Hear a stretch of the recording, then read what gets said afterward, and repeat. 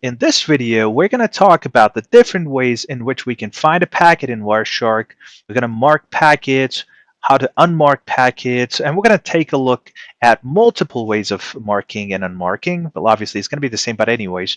And then you have how to export marked packets. That is extremely important as well because you cannot just mark the packets and save it in the original PCAP file because those are lost. And also, why would you mark packets in the first place? For those of you who want to just get a touch of that information as well, you would mark a packet because you find that packet is important for your investigation. It's just like reading a book and you come across a point that is important for your research on a certain subject, right? So you go ahead and find your highlighter and go ahead and mark that part in that page of your book, right? So whatever you find important, you go ahead and mark it. You find a website that's important, you go ahead and bookmark it. Likewise, you do for the books. Likewise, you do for other things as well. In the same way in Wireshark as well, when you find packets that are important for your analysis, for the investigation,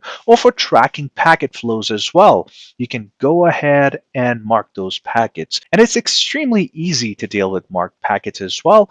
You can also filter the marked packets in your Wireshark capture. So we're going to explore all of that in today's video. So let's go ahead. So I took this packet capture while trying to navigate to the networkviking.com and cisco.com. Now, what if I want to find a packet or the packets that have the network Viking string in it in the info section, the info column that you see, right? So one of the things that I can do is from the menu at the top left, you can go to Edit and then click on Find Packet. Once you click on it, you can directly go to the network Viking.com, hit enter. Oh, there you go. There's a DNS query made to the network Viking.com, and that's how you do it. And see that you've selected string here, right? Likewise, you can do for Cisco.com as well. So I'm just going to escape from there. Another way to find it would be to press Control F.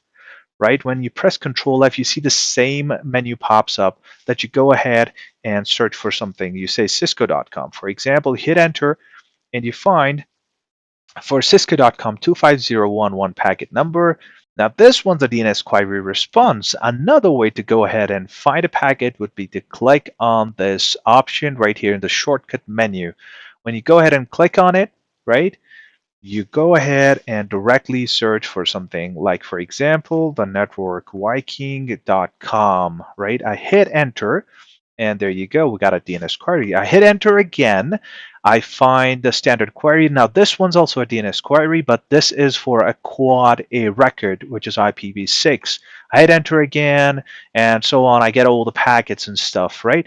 So these are the three ways in which we can find packets. There's another way as well in which we can find a packet. Now, let's say somebody shared a packet capture with you and told you, hey, there's a packet, which is packet number 15,000 in this packet capture that you need to go ahead and check for further analysis. Wait, okay, that's the packet where the error is. I'm just giving you an example, right? How do you land directly on that packet? How do you find that packet directly? So you go to this option from the top left, you see the Go option. You go ahead and click on Go to Packet. Once you go ahead and click on that, on the right-hand side, you see it tells you, hey, which packet do you want to go to? You mentioned 15,000, for example. Now you click on Go to Packet, and there you go. You land on packet number 15,000, right? Another way to do it would be to just go to this particular shortcut menu for Go to Specified Packet. That's another way to go ahead and directly land on the packet itself. Right? So these are the different ways in which you can find packets, and this makes your life extremely easy when you're trying to troubleshoot or investigate a specific problem or any problem for that matter, right?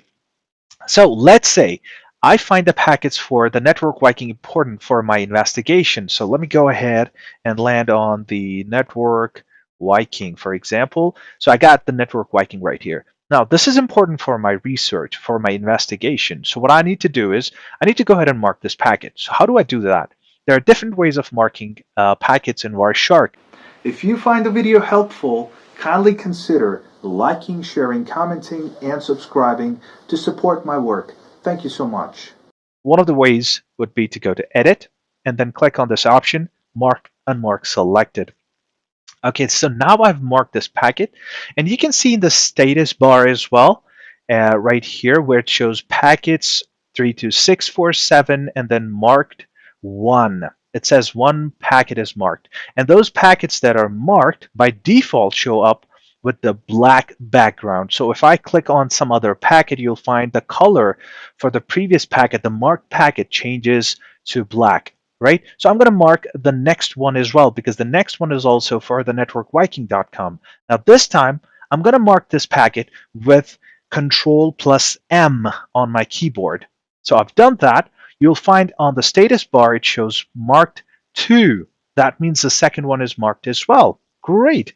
Now if I want to go ahead and mark some other packets as well, so let's say I want to go to cisco.com. I want to mark some packets for cisco.com as well. I say Control M and directly mark this packet. So so now I see in the status bar it shows marked 3. If I want to go ahead and mark some other packets as well, for example, I'm just going to go ahead and mark this one as well. I can right click and mark this packet. So that's another way of marking the packet, and you see the background turns to black. And in the status bar it shows marked 4. So I'm going to quickly mark this one as well. This says marked packets 5. And I can use the same options to go ahead and unmark the packets now. So I say right click mark. So this packet is marked. As you can see, it says marked 6 now in the status bar. I can go ahead and do the same thing and unmark the packet. So right click and say mark unmark to mark it or unmark it. That's it. And you can do the same from the edit menu as well. You can say mark unmark, so that will mark or unmark accordingly, right?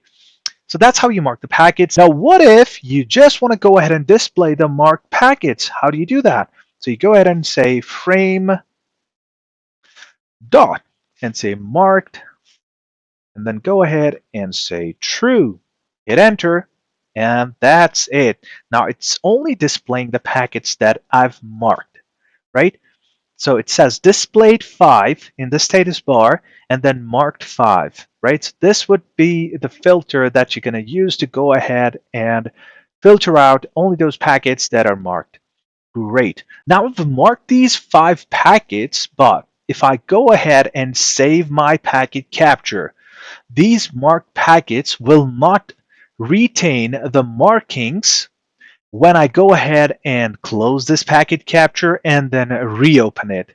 So what if you want to go ahead and save these packets now to share it with others for further analysis, or you want to share it with someone who gave it to you for analysis or investigation, and you tell them, hey, these are the packets I find the problem in. So how do you share it with them? You go ahead and click on File on the left-hand side, go to Export Specified Packets, and then mention Marked Packets Only, this third option right here. You say, okay, so I'm just going to save it as Marked Error Packets, for example, right? So marked error packets, I go ahead and click on save. That's it. These packets are marked now. Now, what if I want to go ahead and open that particular packet capture, marked error packets, PCAP? I say open. I say continue without saving. I don't see anything because I still have the display filter on. So I'm going to remove that. I hit enter, and there you go. These are the packets that I had marked, and I've saved these as a separate PCAP file now. Perfect. Thank you so much for your time on this video. I hope you enjoyed it. It was helpful. You have a great time ahead. Goodbye.